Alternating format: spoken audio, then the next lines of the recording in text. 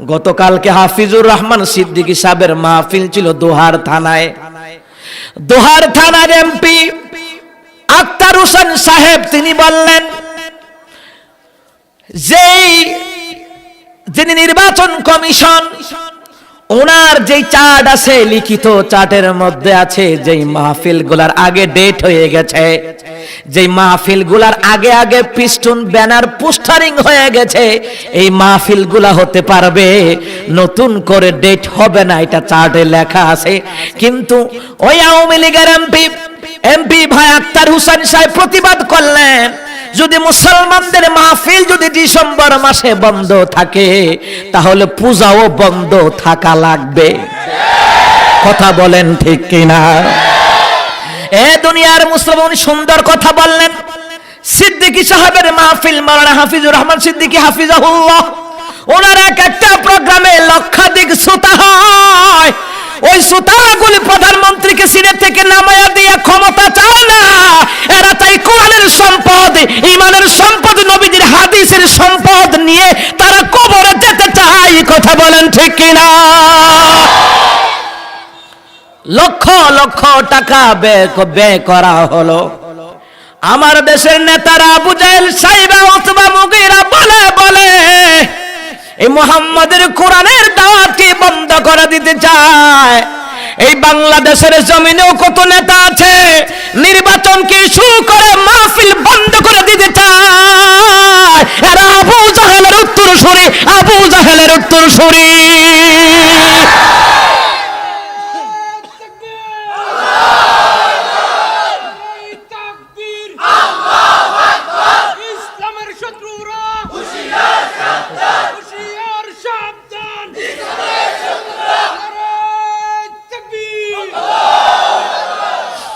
আমার বন্ধুরা, আমার বাবারা,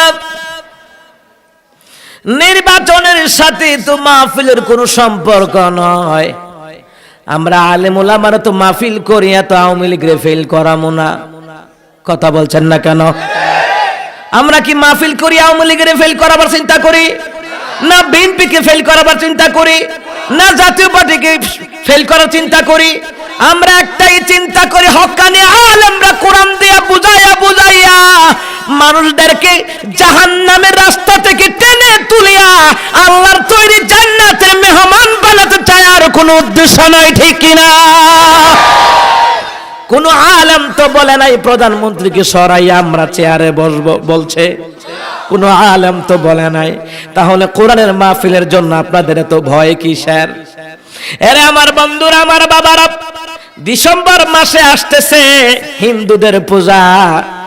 আপনি দেখবেন নির্দ্বিধায় পূজা হবে, মাহফিল বন্ধ হবে কেন? ঠিক আছে, যদি আপনাদের ভয় হয় প্রধানমন্ত্রী শেখ হাসিনা, শ্রদ্ধার সাথে বলছি, যদি আপনাদের ভয় হয়, ভয় কিসের? সত্যের পথে থাকলে তো আল্লাহ বিজয়ী করাইয়া দিবে, দুনিয়ার কেউ ঠেকাবার পারবে না।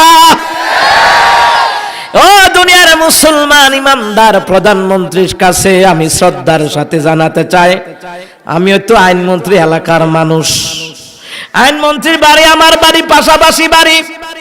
ও প্রধানমন্ত্রী শেখ হাসিনা, যদি আপনি মনে করেন রাস্তাঘাটে নিশি রাত্রে, গভীর রাত্রে যদি চলাফেরার সমস্যা হয়, তাহলে আপনি অনুমতি দেন। আসরের পরে মাহফিল শুরু হবে, রাতের 10টায় শেষ। এই কথা বলছেন না কেন? আমার কথা হলো, কোরআনের দাওয়াত বন্ধ রাখা যাবে না। ঠিক আছে, নির্বাচন হোক, সুষ্ঠুভাবে হোক, আমরা চাই, কিন্তু কোন মাহফিলে তো দাঙ্গামা হাঙ্গামা কুবাকুবি হয় নাই। দলে দলে মিটিং এর মধ্যে, যার যার দলে দলে মিটিং এর মধ্যে কুবাকুবি মারামারি হয়, চেয়ার দিয়ে বাইরে বেরি হয়।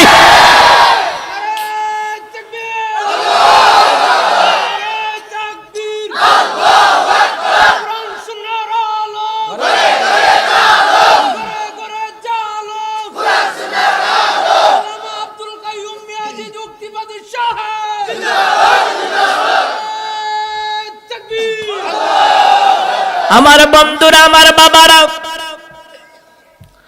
আমি তো কারোর বিরুদ্ধে আমি বলি না। কোরআনের মাহফিল হলো মুসলমানদের ইমানের সম্পদ। কথা বলেন ঠিক কিনা? ও দুনিয়ার মুসলমান ইমানদার, আলেম ওলামারা ধর্ম ব্যবসায়ী নয়।